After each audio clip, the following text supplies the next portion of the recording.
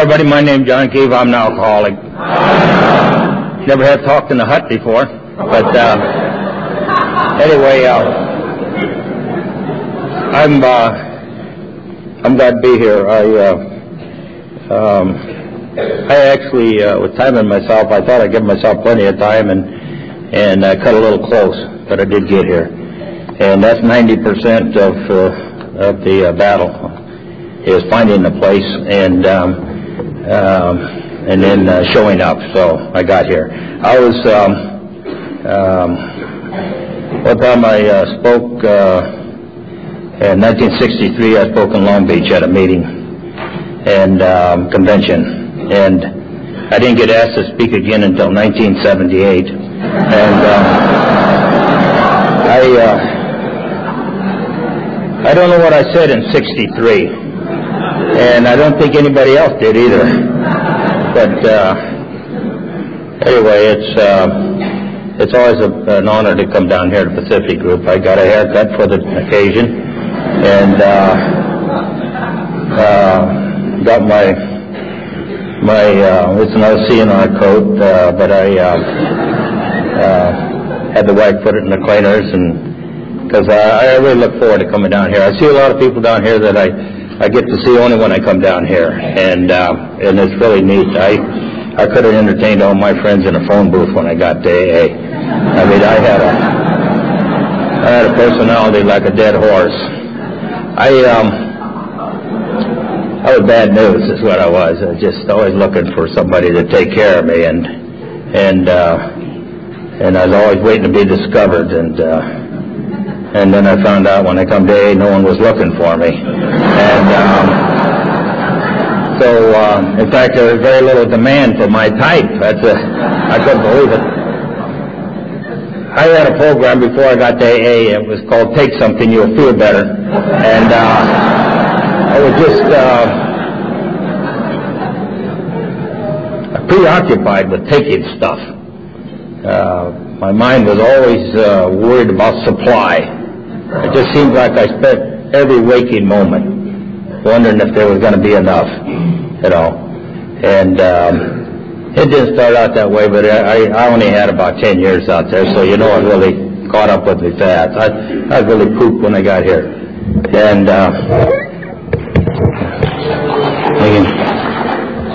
thank you, sir. I heard you probably heard the guy too, he said he spoke for 15 minutes, and some guy way in the back says, "Hey, I can't hear you." And the guy in the front seat says, "I can hear him real good. Would you like to trade places?" And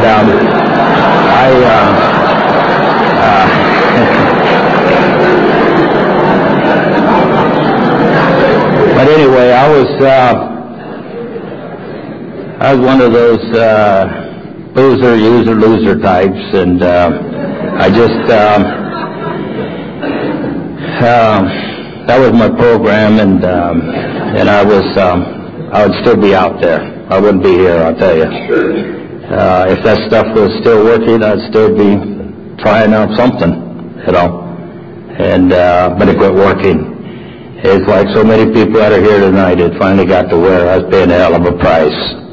I was a guy laying face down, yelling, "Let's get high." That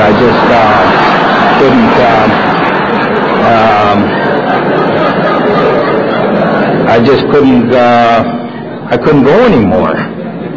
Well, you know what? I was going to keep doing it. I was going to keep trying. And that's the insanity of alcoholism. That's the way I understand it. I was going to keep going until I ran out of carcass. And I was like I think it was Paul that spoke here ahead of me. My liver had gone sour on me. I looked like I'd eaten a sack of cement. And I was purple was the stuff I was drinking, with yellow eyeballs, and I was very colorful, and and I wasn't feeling well either.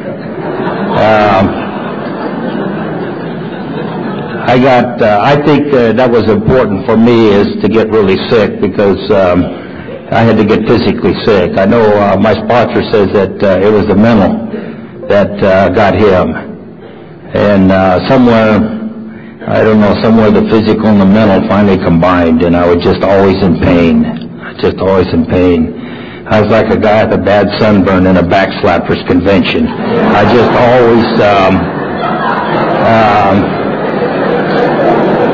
always knew I was going to get hurt, you know.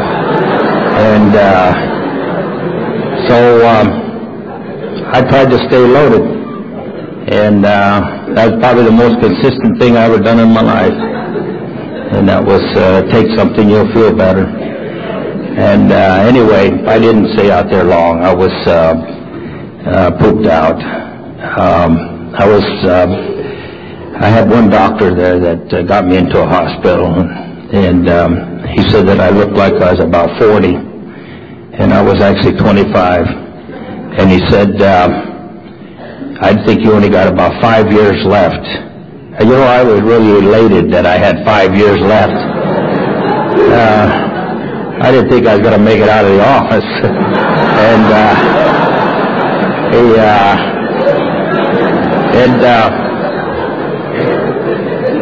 he gave me a prescription,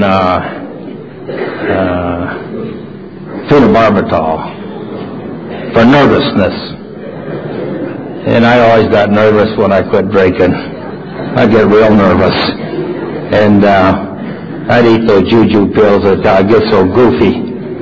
I'd find myself standing in a corner and didn't know how I got there. And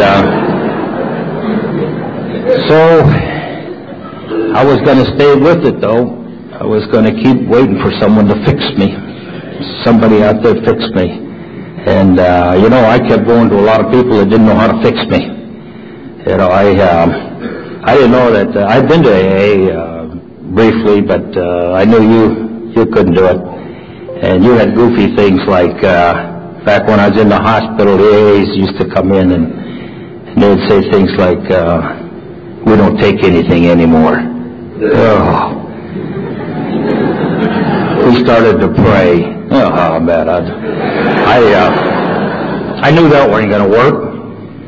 I've been praying my buns off all my life. And I used to pray to win the chocolate cake at the church bazaar, you know.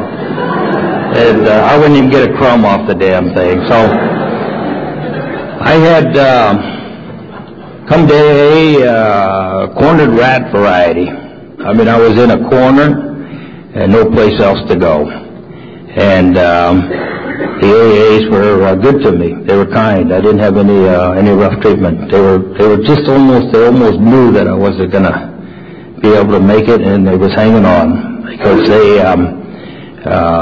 they wanted me to share. I wouldn't share. You know, the funny thing about it, when I was out there, somewhere I played so damn many different roles, but one of them was that I had gotten cool. And when you're cool, all you could do is sit against the wall and be cool. And also I had gotten tough. I was one of them hombre type, you know. And in fact, I ran around with a lot of guys who was always talking about smashing some guy's face to a pulp, you know. Let's go out and make love to a whole bunch of women. We never did any of them things, but we was always getting ready in case we got the chance.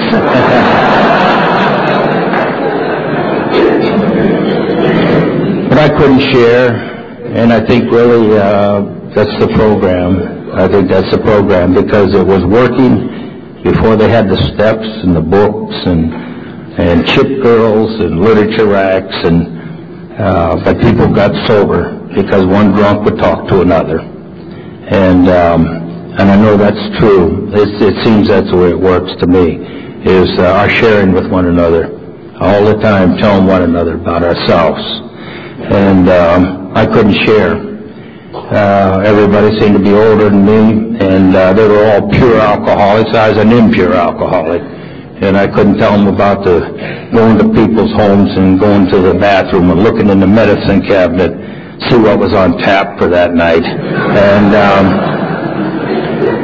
and drinking shaving lotion when I was a teenager, you know. We used to drink that Minutes. We call it Green Hornet. And there's a lot of soap in that stuff, you know. with belts would blow bubbles.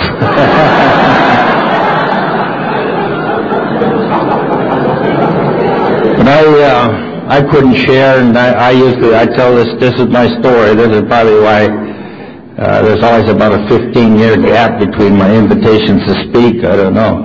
But I come from a Irish Catholic family, and I know you all thought I was Portuguese, probably.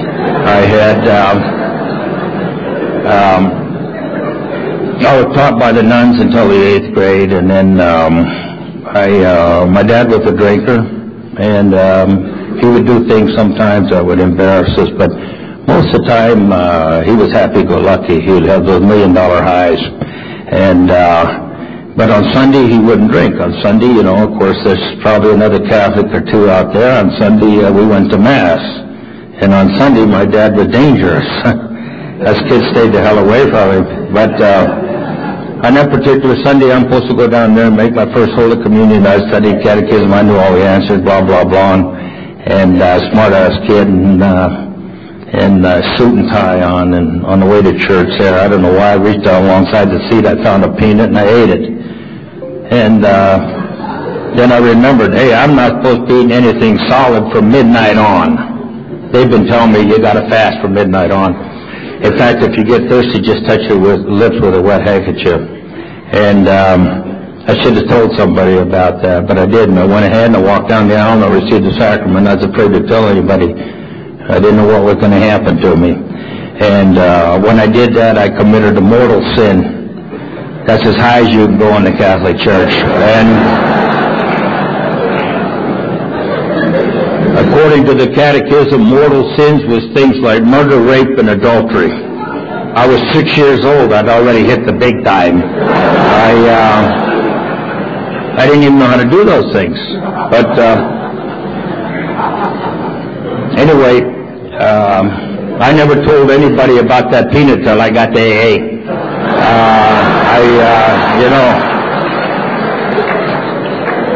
I never found anybody I could trust. And then when I told you about the peanut, you shared back with me. That's what I love about this program, is we share back. And a little Mexican girl told me she ate a tamale before communion.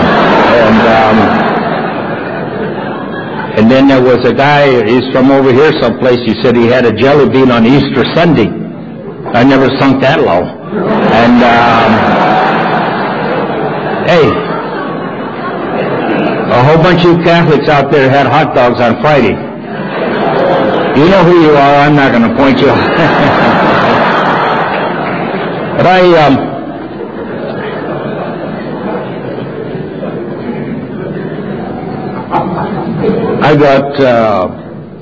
I took a few side trips before I got to AA, but alcohol was my number one painkiller. I didn't feel, I hated being sober. I really hated being sober, and I knew that if I ever had to be sober, I'd go crazy. I knew I'd go insane. But there finally come a time where I didn't give a damn anymore. Even if I was going to go insane, I wanted to be sober. But that took some doing. I had to beat myself up a lot. I got, at 16, I went to see Merchant Seaman, and then I got into, I ran around with these guys always saying, let's get high, and every place we went, we tried to find something to use so that we could get high. And goofy stuff. I remember one time I scored some gum opium, I didn't know how to use it, and I ate it. And don't do that. I mean, I could have barfed over this building. I was very sick. But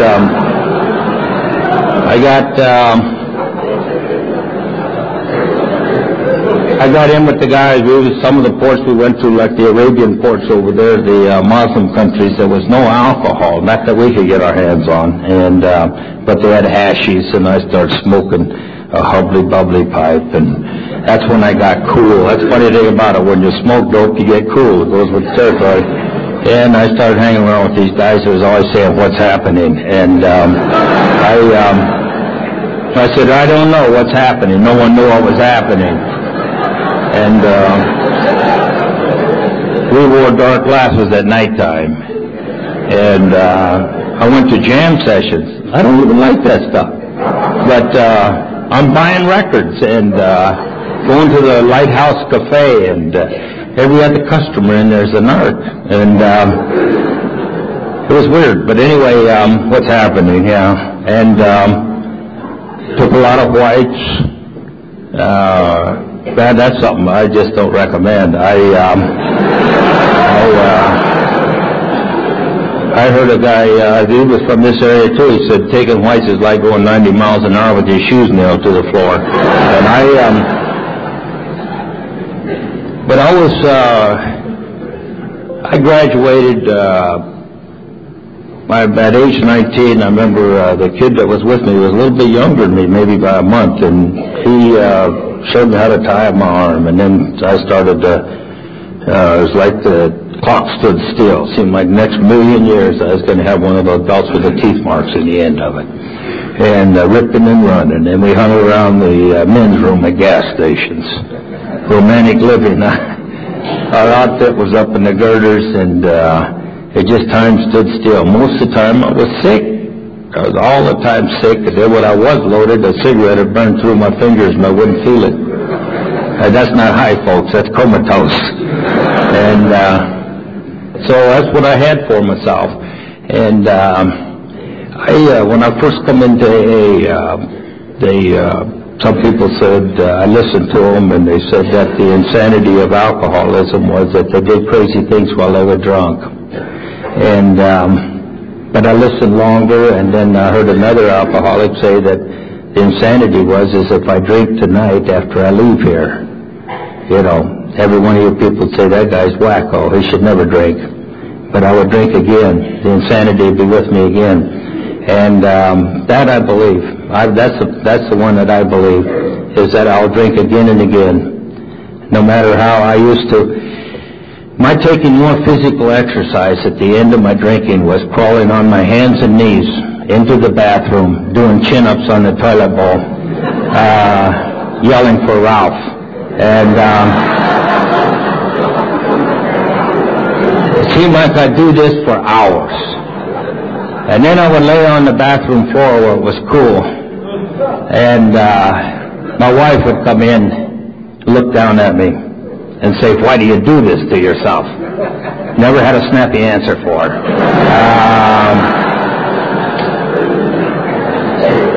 I could have said I don't want to miss out on all that fun I'm having. But you know, I was going to keep doing this. And then when I lost that person that took care of me, and I moved back in with my mother, I'd keep her up all night, and then retching. And then in the morning, she'd come in and she said, you know, if a dog ate something that made it that sick, it'd never eat it again. You've got to be crazy. And, you know, she put her finger on it.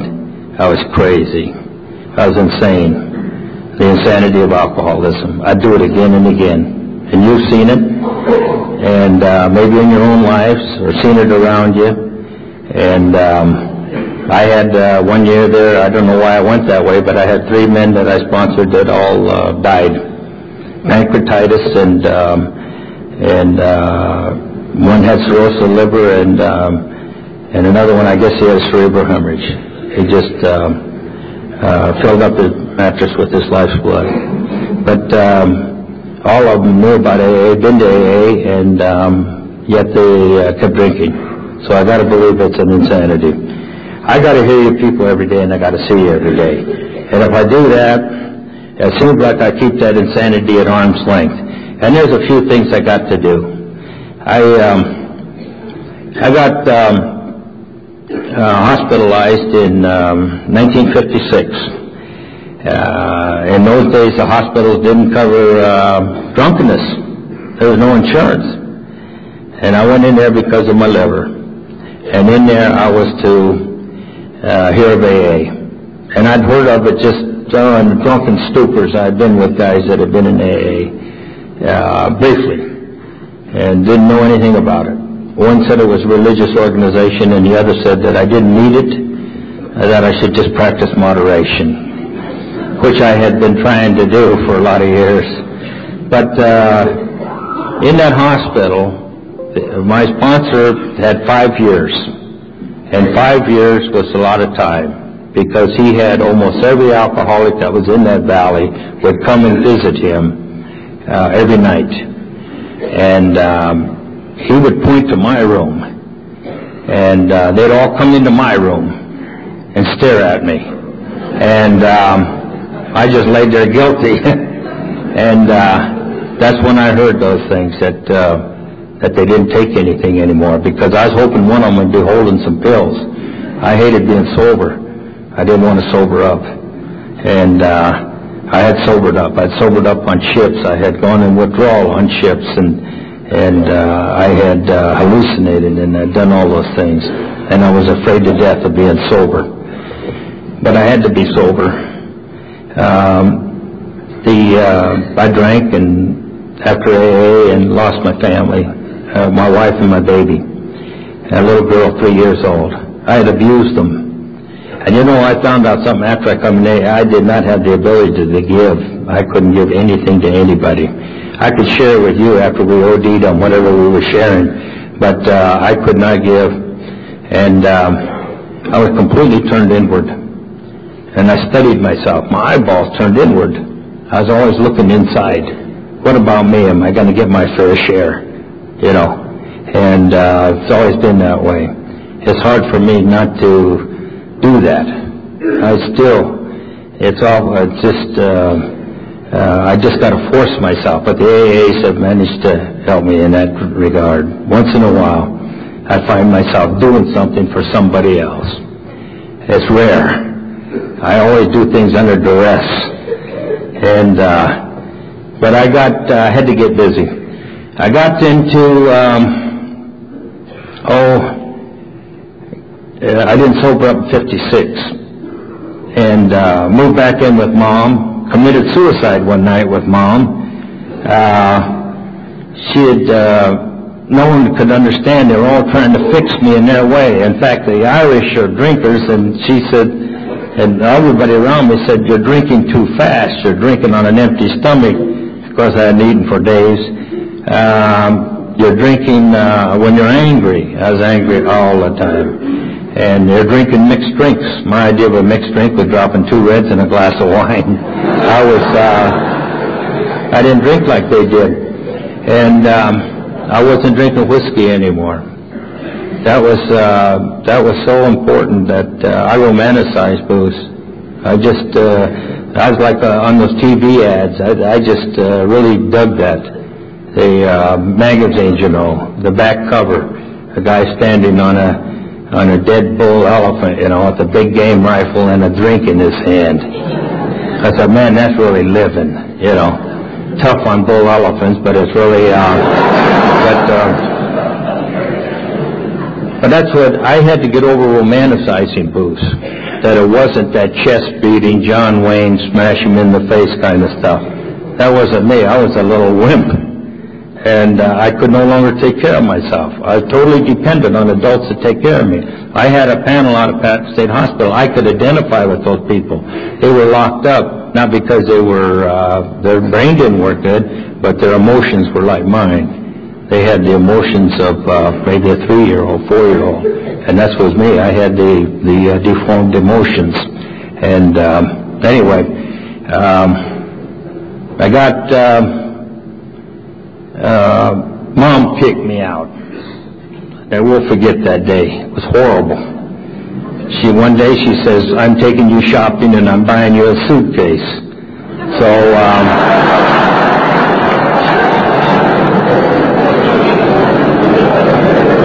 I knew I was going to travel, and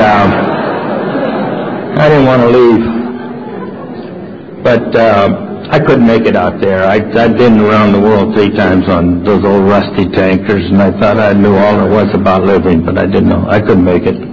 And I got jailed, and the officer that went and booked me was a redhead, about my age, 25, 26 years old.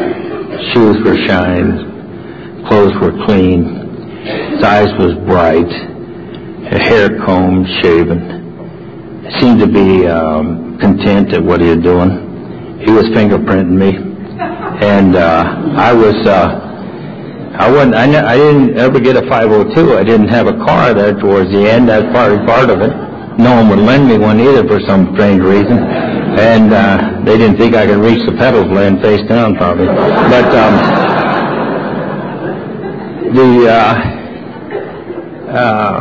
I looked out of the corner of my eyes. I'm in a pair of khakis, high-top tennis shoe on, low-top tennis shoe on.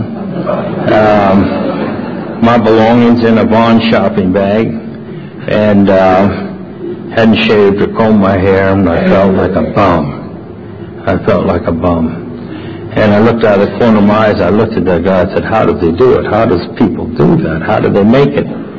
And without drinking, But he was doing it. I come back to AA. When I left that, the judge told me, "Don't be drinking in San Bernardino County." So I walked into Los Angeles County. The county lines are right alongside. It only took me maybe 3-4 miles, and I was back into Los Angeles County, and I wanted to be sober. And I never wanted to be sober. I hated being sober, but I wanted to be sober. And I come back to AA. You people were waiting for me. You put your arms around me. I didn't want you to put your arms around me, but you did anyhow. I found out some in AA, people in AA do things because it makes them feel good. That's why they do those things. I've sat in so many participation meetings, and you have too, where someone was talking, they say, "Today I paid my child support, made me feel good." Another person says, "I went and had a chance to rip off the boss, and I didn't do it, made me feel good." A woman says, "I lit my cigarette, and at the end I didn't light it in the middle like I used to do, made me feel good." Or, I put my lipstick on, I didn't do my eyebrows at the same time, made me feel good, made me feel good. I kept hearing that. You people found a way to live that made you feel good. You felt good and you wasn't taking anything. That was the mystery to me. You was feeling high and you wasn't taking anything. And so I stuck around because I had no place else to go. I would have left in a second. But I stuck around, and I listened, and eventually I shared, and eventually they put me to work. And I had the panel out of Patton State Hospital for 2 years. I'd open my meeting like this. I was the panel chairman, only once a month. And I'd hear that high falsetto squeal of a man that convulsing, seizures they call it now. And he'd fall out on the floor, and they'd run to him, and they'd put a baseball cap or a wallet in his mouth, try to keep him from chewing his tongue, I guess. And then when it was all over with, he didn't know what happened, and they'd take him out of the meeting, and then someone would say, he hadn't drank for 10 years, he's a wet brain. It was things like that, and then I had Glenn Helm, I had all of those, and then I got to see where an alcoholic finally ends up. Sometimes it happens quick, sometimes it takes a long time, maybe sometimes it takes 40 years, but always that seems to be the end. And it happens that way. I was sober a year. Well, I'm getting ahead of myself. I was sober 60 days. See, and I knew that something had happened for you, I thought, but nothing was happening. I couldn't feel anything. And I was sober 60 days, and one night I slept. And if you've ever been a user, you know that you're never going to sleep again. You know, even after you die, you're going to be wide awake for 2 weeks. I slept. And I slept 8 hours. And I woke in the morning. I said, "Thank you, God, thank you, God, thank you, God." Something had happened. And so that was the beginning. And it's been good. I've sober a year, and my sister come to my apartment. As I didn't have a driver's license. The state of California ripped off my driver's license. So my sister come, and she's crying, and she said, Jimmy died, and Jimmy was my oldest brother. And I went to the house and waited for the coroner to come. And Jimmy was an addict. And I used to rip and run with him. But he got to where he didn't like me anymore because I'd become a wino. And he was dead. And I waited with his body till the coroner come. He was 32 years old. And I wondered at that time why he never found this program. And then I realized over a period of time that not many do. It's really, And there's something in the book that says AA is for those that want it, not those that need it. And if it was for those that needed it, there wouldn't be a meeting hall big enough to hold us all. But it's for those that want it, and I still want it. But anyway, that was one of the things that, and then my wife, who had divorced me, one day I went to pick up my little girl, and she had married again. And I was, but I wasn't thirsty anymore. I didn't think about drinking anymore. I hurt all over the place. But I no longer wanted to take anything. I wanted to live some kind of life where I didn't have to take anything. I didn't have to go into the medicine cabinet or wonder about supply or can I make it or line up in front of Jay's liquor store at 6 in the morning. I liked the freedom of not having to do that. But anyway, I was sober 5 years, and I knew I was going to be the monk of AA. In my area in Pomona, there was one woman for every 40 alcoholics, and the one woman looked like she drank a long time. And she was, I was scheming on her anyhow. But,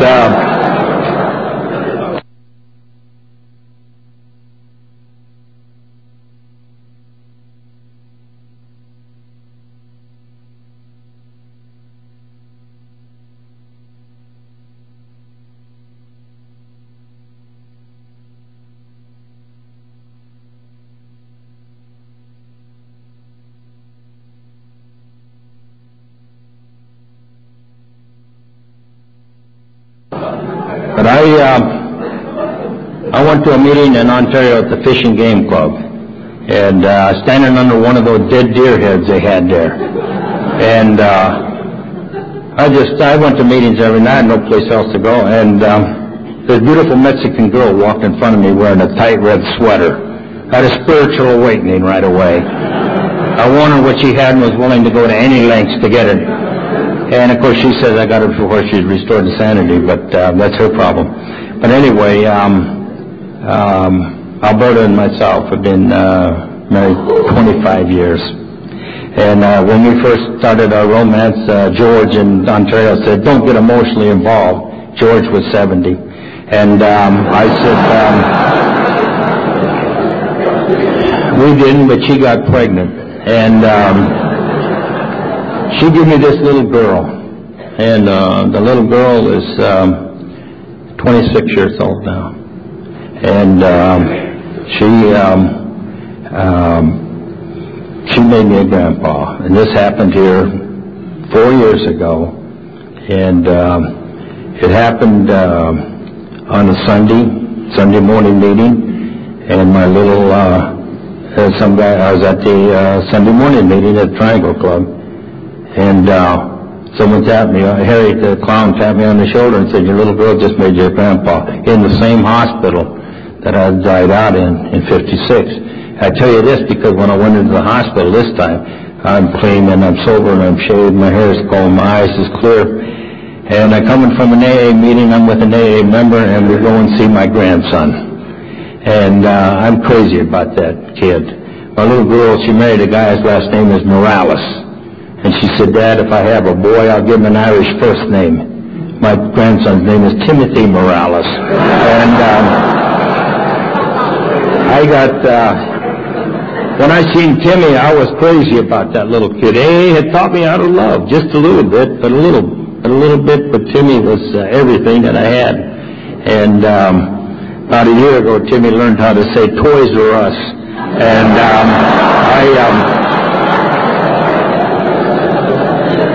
and he's into Transformers. I don't know if you know what Transformers are, but they're a good $30 a pop, you know. And I took him out, bought him one the other day, and